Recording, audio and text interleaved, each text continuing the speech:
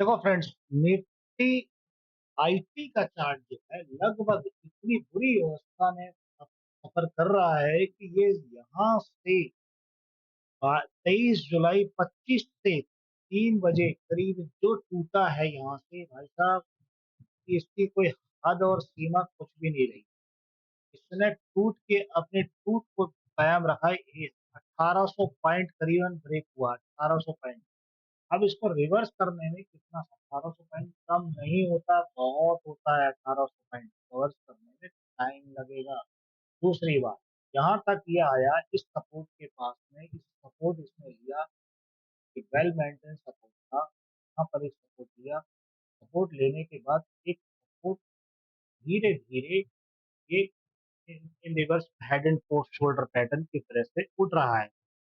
ये कैंडल जो आई हुई है, ये वाली कैंडल, इस कैंडल को हमें थोड़ा सा शंका लगती है। क्या ये कैंडल भी नीचे की तरफ इसी तरह से ड्रॉप लेने की कोशिश कर सकती है? ये कैंडल भी इसी तरह से नीचे लेने की, ड्रॉप लेने की कोशिश कर सकती है क्या एक बार? ऐसा होता नहीं है, शूटिंग कैंडल के अंदर में इतना आसान नहीं होता। ये चीजें इतनी आसान नहीं होती हैं। अब ये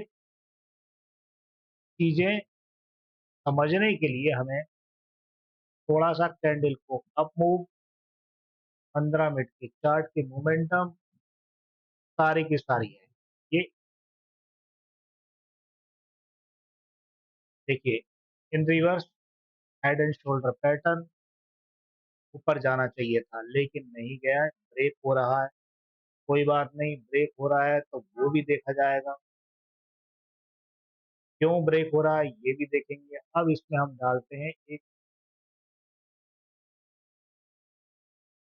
पैरेलल चैनल को। पैरेलल चैनल में डालने के बाद में ये थोड़ा सा पैरेलल चैनल है, क्योंकि पैरेलल चैनल एक कॉमन चैनल है जिसके अंदर में ये सफर करते हैं। अब हमें इस देखना है कि इसका हायर लो कैसे कैसे बन रहा है, सबसे मेन चीज जिससे हमें इसके आकलन में सहायता मिलेगी। देखिए, लोअर लो से हाई लो, लोअर हाई, फिर लोअर, थोड़ा सा मूवमेंट ज्यादा है, हायर हाई, फिर लोअर हाई, फिर लोअर हाई, हायर हाई, फिर लोअर। अब एक चीज और है कि ये भी हाई है, ये भी हाई है, इसे भी आप हाई, लोअर हाई ही मानोगे। ये कोई भी इससे नीचे नहीं आ रहा है। तो क्या ये मानूं कि मैं ये, क्या ये मानूं कि मैं इससे ऊपर जा सकता हूँ? क्यों, बिल्कुल मान सकते हैं, क्योंकि इसमें एक कारण है, लॉजिक है कि देखिए, ये कैंडल बराबर बन रही है। अब आरएसआई की तरफ हम जुआ झपकी करते हैं तो आरएसआई कहती क्या है? आरएसआई कह रही है कि भाई, हम तो ट्रेड को नीचे कोशिश कर रहे हैं। ये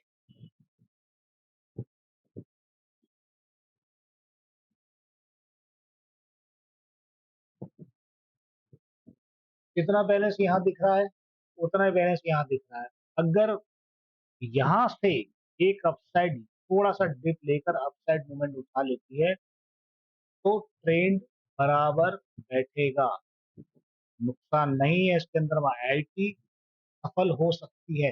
अब आईटी को सफल करने के लिए ट्रेंड को नीचे यहाँ तक ला के फिर ऊपर लाने की कोशिश की जाएगी।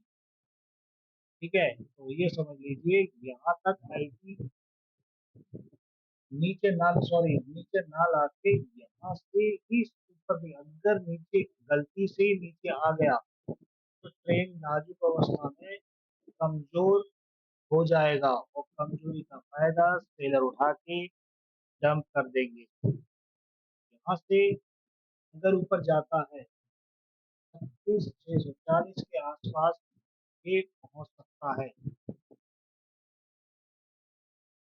35,640,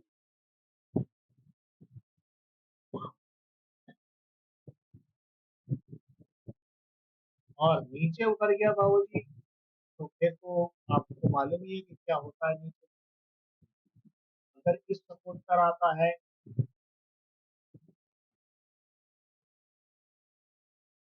मेरे फ्रेंड्स, अगर इस सपोर्ट पर आता है तो ये यहाँ तक 35,300 के आसपास नीचे की तरफ आ जाए,